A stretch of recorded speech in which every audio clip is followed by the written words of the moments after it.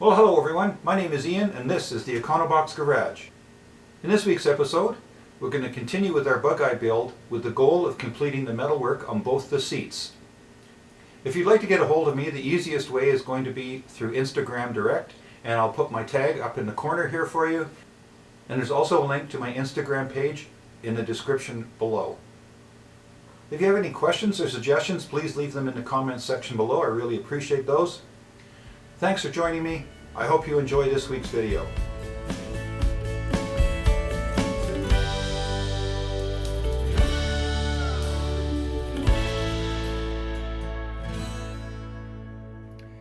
I just thought I'd throw in a little organizational tip. I was given this filing cabinet a long time ago. It was a bit beat up. It did have a whole bunch of these folders in them. So what I've done to organize my sandpaper is I've just put tags on each one and inserted the sandpaper into the appropriate slot. Makes it a lot easier to find what I need. Obviously there's enough room for the discs and also the full 8.5 by 11 or 9 by 12 sheets. So I find that quite useful for keeping track of my sandpaper. Now that the seat bases are done, it's onto the seat frames themselves. This is for seat number 1. I've got my telltale zip tie on it.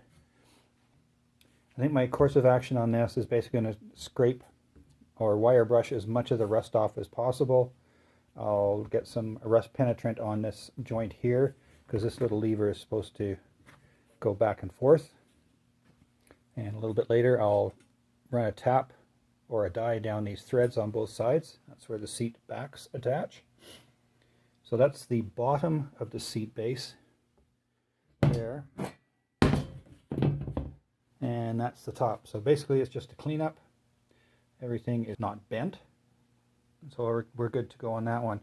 Another sign these are later seats is the tracks are riveted to the frame as opposed to being bolted on, as I believe they were on the earlier versions. So that's what we're going to be working on next for both this one and the one for seat number 2. So I've been working on cleaning up the seat frames, and this one's just about ready to paint. I spent a bunch of time on this one here. If you recall earlier in the video, this one was actually seized tight. So after a few soakings with some penetrant, and I've got that working quite nicely. I'll just finish cleaning this off, run some sandpaper over it, and then get some paint on it. Well, I have both seat frames painted now, and I purchased brand new tracks, and then you can see I've got them just put in place on the seat frames. Now before these go in the car, there's a 1/4 inch or 3/8 thick piece of wood that goes underneath the track to lift the seat up. So it clears this rib here in the floor. You can see there's a couple of holes where the track goes in there. And there's another one there. And another one right there.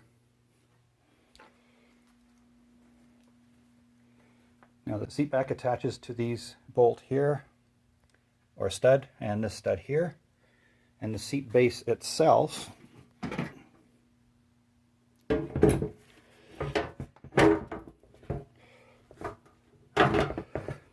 just sits in there, something like that.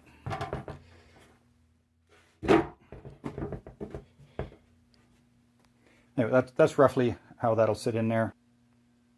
So there we have the complete seat frame, almost ready to go. I have a finish coat of paint on the seat backs, but I've yet to put it on the base and the frame. Those are just got a rust converter primer. I'm just using the Tremclad rust reformer in flat black, and then that has to sit for at least 24 hours. And then I put on the Tremclad Professional Fast Dry Semi-Gloss Black to finish that off. Probably not critical on this because basically everything except for the frame itself around the bottom gets covered up with upholstery. Now one thing on the standard Bugeye seat, it is only the driver's seat that is adjustable.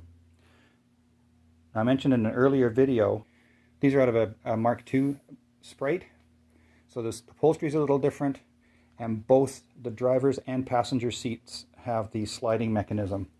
So I'm thankful for that. And the two different seats both have their levers, and if I remember correctly, the lever goes to the tunnel side. So I'm quite pleased with how these have turned out with all the different repairs on that. And so now that's done, I can move on to the next project. But that's all I have time for this week. Please be sure to like and subscribe. Hit the little bell icon so you'll get notified when the next video comes out. Thanks for watching. We'll see you next time.